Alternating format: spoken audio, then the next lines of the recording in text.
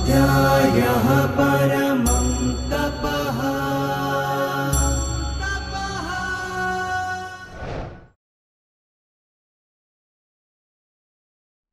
नमस्कार मित्राणि, पत्राचार द्वारा संस्कृतं परिचयः सप्तमः बिंदुः काव्यकथा।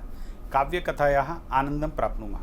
मित्रों, जेम આપણે પદસંગ્રહની અંદર પદોનો આનંદ માણ્યો, સુભાષિતનો આનંદ માણ્યો, ચાટુશ્લોકોનો આનંદ માણ્યો અને એ સિવાય પણ જે વ્યવહારિક શબ્દોનો આનંદ માણ્યો અને બધું ધીમે ધીમે સંગ્રહ કરતાં કરતાં આપણી જે આ સંસ્કૃતિ યાત્રા છે ધીમે ધીમે આગળ વધી રહી છે અને બહુ આનંદથી આગળ વધી રહી છે.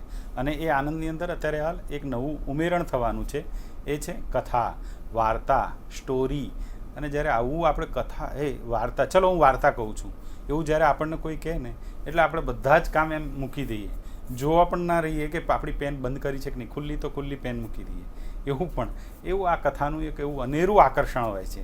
એ આકર્ષણ આજે આપણે માણીએ. તો અહીંયા આગળ કાવ્યકથાની અંદર વાત કરેલી છે રઘુવંશસ્ય અવનતિઃ. આ જે કથાનું શીર્ષક છે એનું નામ છે રઘુવંશસ્ય અવનતિઃ. આ રઘુવંશસ્ય અવનતિઃ એટલે શું છે એ જોઈએ તો સંસ્કૃતના જે આપણા મહાન કવિ કાલિદાસ થઈ ગયા, એમણે રઘુવંશની રચના કરેલી છે.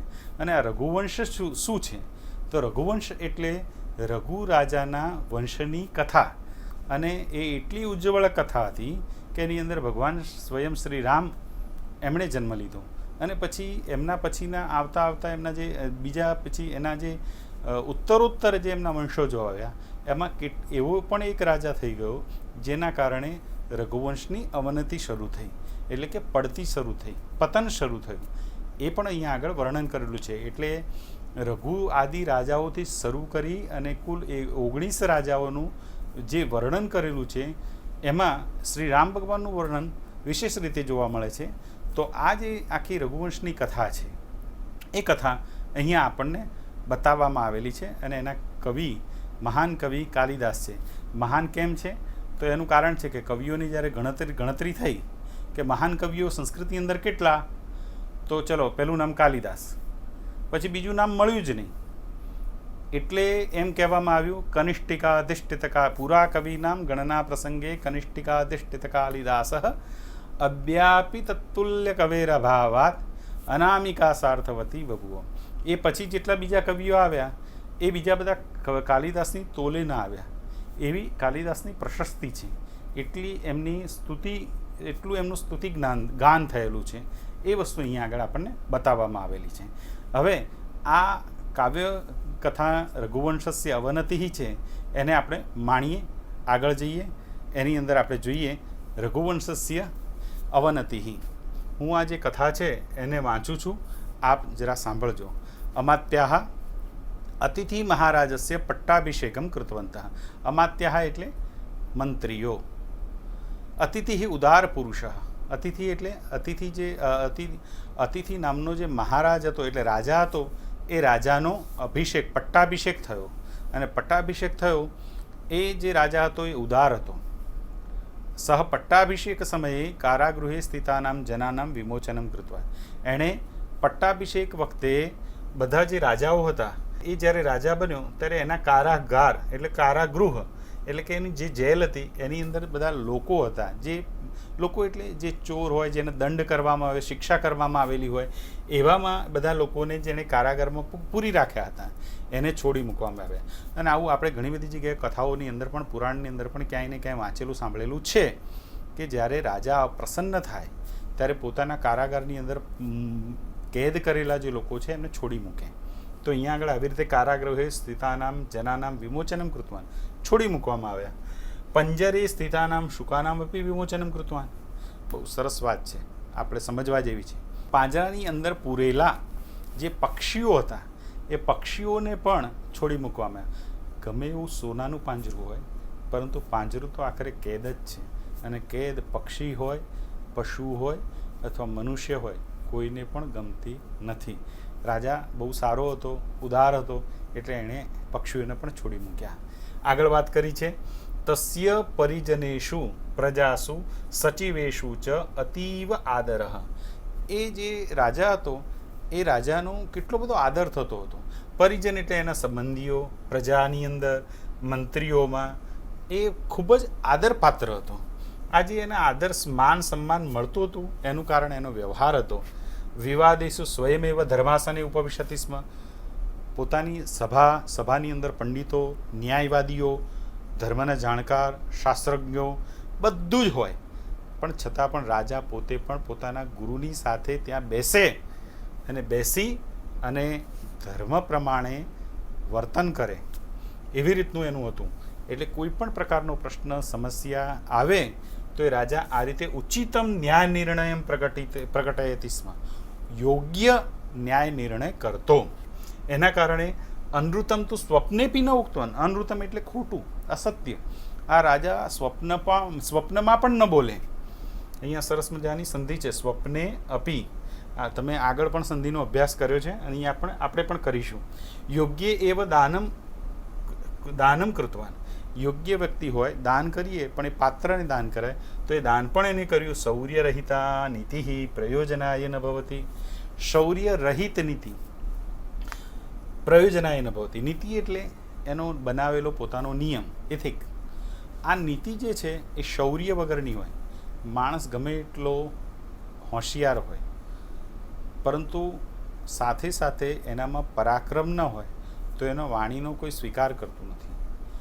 એ આપણે ઘણા બધા આપણા મહાન પુરુષો, આપણા વડાપ્રધાનો અથવા વિદેશના વડાપ્રધાનો અથવા વિદેશના રાજનીતિજ્ઞો અથવા વિદેશની જે સ્થિતિ, એ બધું જે આ જોયા પછી અત્યારની વર્તમાન પરિસ્થિતિની અંદર આપણે જોઈએ છીએ કે જે દેશનો મંત્રી, પ્રધાનમંત્રી, રાજા એ જો શક્તિશાળી હોય અને શક્તિશાળી વર્તન કરતો હોય અને યોગ્ય સમયે યોગ્ય નિર્ણય લેતો હોય તો વિશ્વના બીજા દેશો પણ એને નમસ્કાર કરે જ છે. એવું આપણે માનીએ છીએ, જાણીએ છીએ, એવું જોવામાં આવે છે. એટલે રાજાનું પણ એવું દ્રઢપણે માનવું હતું કે નીતિ બનાવવાની, પણ માત્ર નીતિ બનાવવા ખાતર નહીં. એનો શૌર્ય રહિત નીતિ હોય તો એનું કોઈ પ્રયોજન, એટલે એનું કોઈ કારણ જ નથી. નીતિ રહિતમ શૌર્યમ પશુ ચેષ્ટાવદ ભવતી. અને શૂરવીરતા હોય, એનું પરાક્રમ હોય, એ પણ નીતિ રહિત હોય તો એ તો પશુ જેવું લાગે. કેવી રીતે આમ કોઈ મોટો આખલો હોય અથવા કોઈ મોટું એવું પશુ હોય, એ આમ જઈ અને કોઈ ઝાડને ઉખાડીને ફેંકી દે, પણ ઉખાડવાનું કોઈ કારણ એની પાસે ના હોય. અથવા કોઈ બે બાળકો રમતા હોય એને ફેંકી દે, પગની અંદર છૂંદી નાખે. તો એ બધા એટલે એવી રીતે એવા જે કર્મો કરે, એવું જ કર્મ કોઈ માણસ કરે, કોઈ રાજા કરે જેનું પ્રયોજન ન હોય તો એ પણ બધું ધૂળ ભરેલું છે. અતઃ અતિથિ ચક્રેશ્વર નીતિમ શૌર્યમ ચ યથોચિતમ અનુસૃતવાન. એટલા માટે અહીંયા અતિથિ રાજા હતો એ ચક્રેશ્વર પણ કહેવાયો. અને એ નીતિમ શૌર્યમ છે, નીતિ અને શૌર્ય બંનેનો યથોચિતમ અનુસૃતવાન. એટલે એ બંનેને યોગ્ય પ્રમાણે એણે એનું અનુસરણ કર્યું. સહ પ્રતિદિનમ મંત્રીભી સહ. એ પ્રતિદિન દરરોજ મંત્રીઓની સાથે મંત્રાલોચનમ કરોતિ સ્મ. એટલે કે ચર્ચા વિચારણા. માણસ ગમે એટલો બુદ્ધિશાળી હોય, પરંતુ એ જ્યારે કોઈ પણ વિષય ઉપર ચર્ચા કરે, કોઈ વિષયને જોવાનો પ્રયત્ન કરે તો માત્ર પોતાની બે આંખોને પોતાની દ્રષ્ટિ થકી જ જોઈ શકે.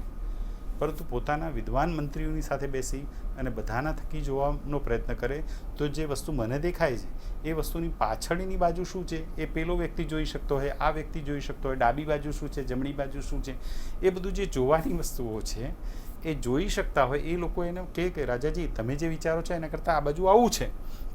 એટલા માટે એ મંત્રણા કરતો.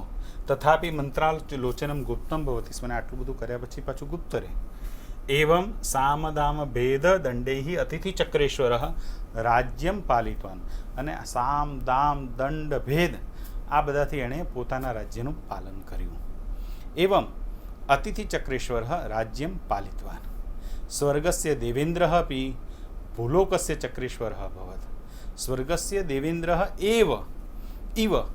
સ્વર્ગના રાજા ઇન્દ્રની જેમ, ઇવ એટલે એને જેમ, આ પણ ભૂલોકસ્ય ચક્રેશ્વર એટલે કે આ પૃથ્વી પરનો દેવરાજ ઇન્દ્ર બની ગયો. રઘુવંશસ્ય નૃપાહ શૈશવે વિદ્યામ અધિતવંત. કાલિદાસજીએ રઘુવંશની અંદર પ્રથમ સર્ગની અંદર વાગર્થા વિવ સંપૃક્તૌ વાગર્થા પ્રતિપત્તયે જગતઃ પિતરૌ વંદે પાર્વતી પરમેશ્વરૌ. આ જે શ્લોકની અંદર ત્રીજો શ્લોક લખેલો છે એના પછીનો આ પહેલો શ્લોક છે જે હું બોલ્યો એ, અને એના પછીનો ત્રીજો શ્લોક છે એની અંદર રઘુવંશના રાજાઓની એના ચરિત્રની વાત કરી છે કે એ રાજાઓ કેવા હતા તો શૈશવે અભ્યસ્ત વિદ્યાનામ, એ રાજાઓ શૈશવની અંદર એટલે બાળપણની અંદર રમતા એટલું નહીં, રમવાની સાથે સાથે વિદ્યામ અધિત્વંતા, શૈશવે અભ્યસ્ત વિદ્યાનામ એ વિદ્યાનો પ્રયોગ કર્યો. યૌવને વિષયીષિણામ, યુવાનીની અંદર એમણે વિષયોનો ઉપભોગ કર્યો. સાથે સાથે યૌવને સુખમ અનુભૂતવંત, સુખનો ઉપયોગ કર્યો, ઉપભોગ કર્યો. વાર્ધક્યે મુનિવૃત્તેનામ યોગેનાંતે તનુત્યજામ, વૃદ્ધાવસ્થાયમ વાનપ્રસ્થાશ્રમમ સ્વીકૃતવંત, અને વૃદ્ધાવસ્થાની અંદર વાનપ્રસ્થ આશ્રમનો સ્વીકાર કર્યો. અને પછી યોગેનાંતે તનુત્યજામ, યોગેન યોગથી, યોગશાસ્ત્ર પ્રમાણે, ધર્મશાસ્ત્ર પ્રમાણે એમણે પોતાના દેહની અંદર રહેલા આત્માનો, પ્રાણનો ત્યાગ કર્યો. આ આખો શ્લોક આ પ્રમાણે છે. શૈશવે અભ્યસ્ત વિદ્યાનામ યૌવને વિષયીષિણામ વાર્ધક્યે મુનિવૃત્તિનામ યોગેનાંતે તનુત્યજામ, તનુત્યજામ તનુ એટલે શરીરને છોડ્યું. વાનપ્રસ્થાશ્રમમ સ્વીકૃતવંતઃ કેચિત નૃપાઃ યોગેન શરીર ત્યાગમપી કૃતવંતઃ, કેટલાક રાજાઓએ યોગના માર્ગથી, યોગમાં બતાવેલા માર્ગથી શરીર ત્યાગ પણ કર્યો. ઇત્થમ રઘુવંશસ્ય નૃપાઃ, આ પ્રકારે રઘુવંશના રાજાઓએ રાજ્યમ પ્રજા ચ યોગ્યના માર્ગેણ પરિપાલિત હતા, રાજ્યને અને પ્રજાને યોગ્ય માર્ગથી એમણે પરિપાલિત કરી, એટલે કે એનું પાલન કર્યું. એટલા માટે કહેવામાં આવે છે સ્વસ્તિ પ્રજાભ્ય પરિપાલયંતામ ન્યાયેન માર્ગેણ મહિમ મહિષા ગોબ્રાહ્મણેભ્ય શુભમસ્તુ નિત્યમ લોકા સમસ્તા સુખીનો ભવંતુ, બધા જ સુખી થાવ. રાજા આ પ્રકારની કલ્પના ઈચ્છા કરે અને એને ઋષિમુનિઓ, બ્રાહ્મણો આ બધા આશીર્વાદ આપે કે આ પ્રમાણે થાવ. અહીંયા એવી જ વાત કરી છે. અતિથિ ચક્રેશ્વર વિંશતિતમ સુદર્શનો નૃપ. આ અતિથિ ચક્રેશ્વર મેં જેમ આગળ વાત કરી ને 19 રાજાઓ સુધી આવી રીતે અગ્નિમિત્ર સુધીનું આવું વર્ણન છે. પછી આ 20મા રાજા છે એનું નામ છે સુદર્શન નૃપ. એના પછીનો રાજા તો સુદર્શન સ્વપુત્રમ અગ્નિવર્ણમ અભિષિચ્ય તપઃ કર્તુમ નૈમિષારણ્યમ ગતવાન. જુઓ, રાજાઓ જેવા રાજાઓ પણ પોતાનો જ્યારે સમય પૂરો થાય એટલે પોતાનું આ સમગ્ર રાજ્ય દીકરાને આપી અભિષેક કરાવીને એને કુમારમાંથી, રાજકુમારમાંથી રાજા બનાવી અને જંગલમાં જતા રહેતા. એવી રીતે આ અભિષેક કરીને તપઃ કરતુમ, તપ કરવા માટે નૈમિષારણ્યમ ગતવાન, એ નૈમિષારણ્ય નામના જંગલની અંદર પહોંચી ગયા. અગ્નિવર્ણ, આ જે અગ્નિવર્ણ જે રાજા હતો એના પછીનો રઘુકુલે નિકૃષ્ટ નૃપ, એના પછીનો જે અગ્નિવર્ણ રાજા હતો એ નીચ, નિકૃષ્ટ એટલે નીચ, જેની કલ્પના પણ આમ કહીએ ને કે ઓહો એને યાદ પણ ના કરાવશો આવો રાજા, એવી વાત કરી. નિકૃષ્ટ નૃપ તમ દ્રષ્ટુમ, એને જોવા માટે યદા જનાહ આગતાહ તદા સહ બહિ પાદદ્વયમ પ્રદર્શિતવાન, એને લોકો નમસ્કાર કરવા ગયા એના પાસે, એને આશીર્વાદ લેવા ગયા રાજા પાસે. કારણ કે રાજા છે ને એ પિતા સમાન કહેવાય પ્રજા માટે, અને પ્રજા છે એ રાજા માટે પોતાના દીકરા જેવી કહેવાય. એટલે એ વખતે રાજાએ શું કર્યું, પોતાનું મોં ના બતાવ્યું, પોતાના માત્ર 2 પગ બતાવ્યા. આવો નીચ રાજા અને આવા સરસ વંશની અંદર, એટલે આ રઘુવંશસ્ય અવનતિ, આ અવનતિ બતાવવામાં આવી. તો નિકૃષ્ટ નૃપ તમ દ્રષ્ટુમ જનાહ યદા આગતાહ તદા સહ બહિ પાદદ્વયમ પ્રદર્શિતવાન, સદા કામાસક્તા, સદાય માટે કામી. ભોગાન ભુક્તા વયમેવ ભુક્તા કાલો ન યાતા વયમેવ યાતા, તૃષ્ણા ન જીર્ણા વયમેવ જીર્ણા, એવી વસ્તુ છે. કોઈ દિવસ આ બધી વસ્તુઓ શાંત થતી નથી. એવો આ રાજા સદાય અંતઃપુરે સર્વમ વય આપે, પોતાનું સમગ્ર જીવન, પોતાની યુવાની બધું જે કંઈ કહેવાય એને બધું અંતઃપુરની અંદર એટલે રાણીઓ પાસે જ વિતાવ્યું.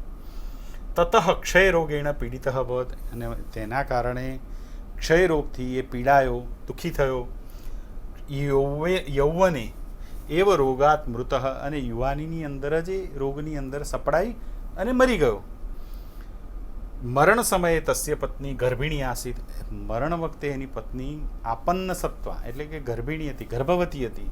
અતઃ સચિવાહ ગર્ભસ્થ શિશોઃ એવ, અને એ જ વખતે રાજાના મંત્રીઓએ એ રાણીના ઉદરની અંદર જે બાળક હતું એ બાળકને ઉદરસ્થ બાળકને એટલે કે એની અંદર જે ગર્ભસ્થ બાળક હતું એના ઉપર જ અભિષેક કરી અને એને જ રાજા બનાવી દીધો. અને તતઃ રાજ્ઞી એવ સચિવાનામ સહાય, અને પછી રાણીબાએ એ સચિવોની સહાય લઈને પ્રજાપાલનમ કૃતોથી પ્રજાપાલન કર્યું. તો આ રઘુવંશની અવનીતિની વાત કરી. હવે આ આખો પાઠ આપણે ભણ્યા, આટલી સરસ મજાની કથા આપણે માણી, તો એમાં આપણું અત્યારે હાલ થોડું આપણું મૂલ્યાંકન કરીએ. તો મૂલ્યાંકનની અંદર એક પ્રશ્ન પહેલો અહીંયા પૂછેલો છે, અતિથિ પટ્ટાભિષેક સમયે કિમ કૃતવાન. અતિથિ નામના રાજાએ પટ્ટાભિષેક સમયે શું કર્યું? તો એણે સૌથી પહેલાં તો કારાગારની અંદર જે બધા આપણો જે જવાબ છે સંસ્કૃતમાં લખવાનો છે, આપણે આગળ જોઈને લખી શકીએ, પણ અત્યારે હાલ આપણે યાદ કરીએ. તો એણે શું કર્યું? કેદખાનાની અંદરથી પોતાના કેદીઓને છોડી મૂક્યા, પક્ષીઓને પાંજરાની અંદરથી છોડી મૂક્યા. કીદૃશી નીતિ પ્રયોજનાય ન ભવતી, શૌર્ય રહિતા નીતિ. શૌર્ય પરાક્રમ વગરની નીતિ કઈ કામની નથી. રઘુવંશસ્ય નૃપઃ શૈશવે કિમ કૃતવંતઃ. તો રઘુવંશના રાજાઓએ શૈશવ એટલે બાલ્યકાળની અંદર, શિશુ શબ્દથી શૈશવ આવ્યો છે. શિશુ એટલે બાળક, શૈશવ એટલે બાળપણ, બચપન. કિમ કૃતવંતઃ, તો એ વખતે એમણે વિદ્યાને પ્રાપ્ત કરી. સુદર્શનસ્ય સ્વપુત્ર કહ. સુદર્શનસ્ય એટલે સુદર્શનનો પોતાનો પુત્ર કયો? હવે આ બધાના આપણે જવાબો જોઈએ. અતિથિ પટ્ટાભિષેક સમયે કારાગૃહે સ્થિતાનામ જનાનામ વિમોચનમ કૃતવાન, પંજરે સ્થિતાનામ શુકાનામ અપી વિમોચનમ કૃતવાન. એની ચર્ચા કરી.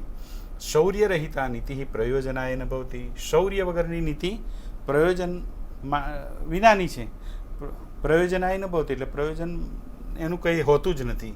રઘુવંશસ્ય નૃપા શૈશવે વિદ્યામ અધિતવંત, એમણે વિદ્યાને પ્રાપ્ત કરી. સુદર્શનસ્ય સ્વપુત્ર કહ. સુદર્શનસ્ય સ્વપુત્ર અગ્નિવર્ણ. અહીંયા એની વાત કરેલી છે, બરાબર. તો અહીંયા આગળ આપણે આ રીતે રઘુવંશસ્ય અવનતિ એ કથાને આપણે અહીંયા આગળ માણી. હવે એના પ્રશ્નોના જે ઉત્તર છે એ પણ છે.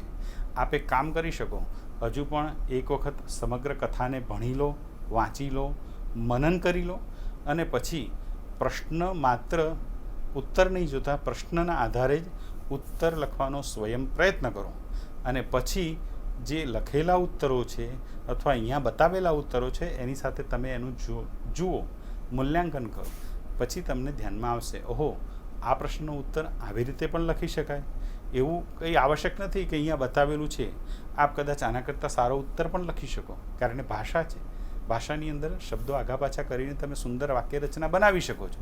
પણ આ કામ અવશ્ય કરવું, કારણ ભણ્યા પછી બીજું પગલું છે એનું મનન કરવું, મૂલ્યાંકન.